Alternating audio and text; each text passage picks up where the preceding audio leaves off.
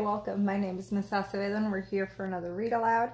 This one is one of my favorites. I really like it. It's called Bravery Soup by Maryann Cocca-Leffler, and it's a fiction story with the goal of entertaining. That's the author's purpose, but more than entertaining, it also teaches us lessons.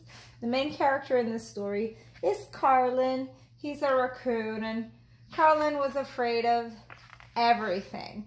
So let's find out what his friends do to try to help him be more brave. So this one is called Bravery Soup. Carlin was afraid of everything. He was afraid of bumps in the night. Bump!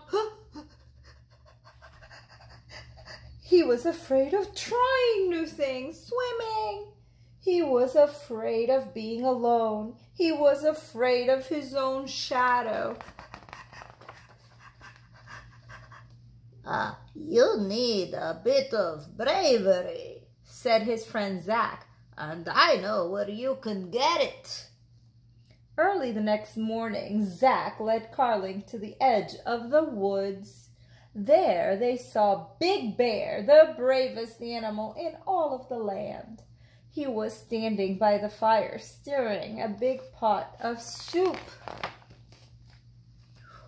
So, you want some bravery, do you?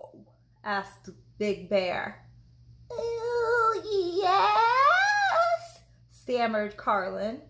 Well, I'm mixing up a batch of bravery soup right here.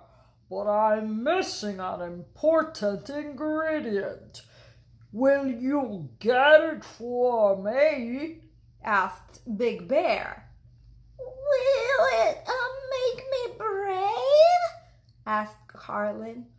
Most certainly, said Big Bear. But your journey will not be easy. You must go alone through the forbidden forest to Skulk Mountain. On the mountain top, you will see a cave. In the cave, you will find a box. Bring me that box. Carlin gasped. Alone? The forest? The cave? His knees were shaking. You are braver than you think, said Big Bear. When the animals heard that Carlin was venturing into the forbidden forest alone, they gathered around him. Here is armor to protect you from the wild beasts, said this one. Here is a basket of food. The forest is full of poisonous plants. Here is a raft to cross the raging river. Here is a big stick to fight the fierce monster that lives in the cave. Wild beasts? Poison? Fierce monster? Raging river? Carlin's whole body shuddered. Then he remembered Big Bear's words. You are braver than you think. Now or never, Carlin thought. Slowly he walked into the thick forest. His friends waited for a while, growing more and more worried. I think it's much too dangerous for little Carlin, they said. They decided to search for him. As Carlin's friends entered the forest, they came across the armor. They found the basket of food untouched. Oh no, he is hurt! Oh my, he must be starving! Then they spotted the raft floating at the river's edge.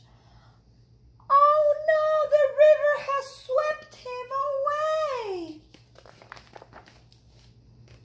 But Carlin was not hurt. He had soon realized that he could not walk fast wearing the heavy armor. I can slay the beasts more quickly it, he thought, so he took the armor off. Carlin was not starving. As he walked along, he noticed the animals and birds were feasting on fruits in the forbidden forest. He saw some strawberries. I can eat these, he thought, so he dropped his heavy basket and ate the delicious fruit. Carlin had not been swept away.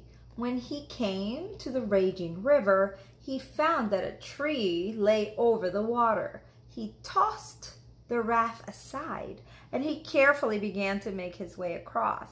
He took one tiny step and then another until he finally reached the other side. I did it! He cheered. Carlin looked up. There, before him, he made it. That was Skulk Mountain. Carlin trudged on. The mountain was covered with thick bushes and vines. He broke his stick, cutting a path. Then he spotted a giant footprints. Carlin had discovered the monster's cave. Trembling, he entered. Minutes later, his friends found the broken stick by the mouth of the cave. Oh no! He has been eaten by the monster! But Carlin had not been eaten by the monster. He peered into the cave and he squinted his eyes. There on the ground was the box! Just then something moved from the shadows. The monster! Terrified, Carlin hid behind a pile of rocks. Suddenly, one of the rocks tumbled over. The sound made the monster jump and howl. Who is it? He whimpered. What do you want? Carlin had cast a long shadow. It looked very spooky. Could the scary monster be afraid of him? He thought. My name is Carlin, Carlin said in his deepest, loudest voice. I came for the box! This box? The monster tossed the box towards Carlin. Take it! Just please don't hurt me! Carlin grabbed the box and ran from the cave, bumping right into his friends. Run! The monster! They all raced down the mountain, over the river, through the forest, and back to the edge of the woods. At last, the tired animals gathered around Big Bear's fire. Carlin carried the precious box. Now it's time, said Big Bear. Open the box. Carlin pried open the lid. The box was empty. Carlin was sad. I'm sorry, Big Bear. I didn't get the secret ingredient for bravery. But you did, said Big Bear with a smile. The box was always empty. Do you mean my journey was for nothing? Asked Carlin in surprise. Your journey was not for nothing, said Big Bear. You faced the forest and you faced your fear. It is not what is inside the box that makes bravery. It is what is inside of you. So what about the bravery soup? Asked Carlin. It's called Bravery Soup because I only serve it to the brave, said Big Bear. I am brave, said Carlin, and he held up his bowl. Can you think of a time when you've had to face one of your fears? Because being brave doesn't mean that you're not afraid. Being brave means that even though you're afraid, you still try and you still go for it and do it. So I hope you had a great time listening to this Real Art. Have a good day.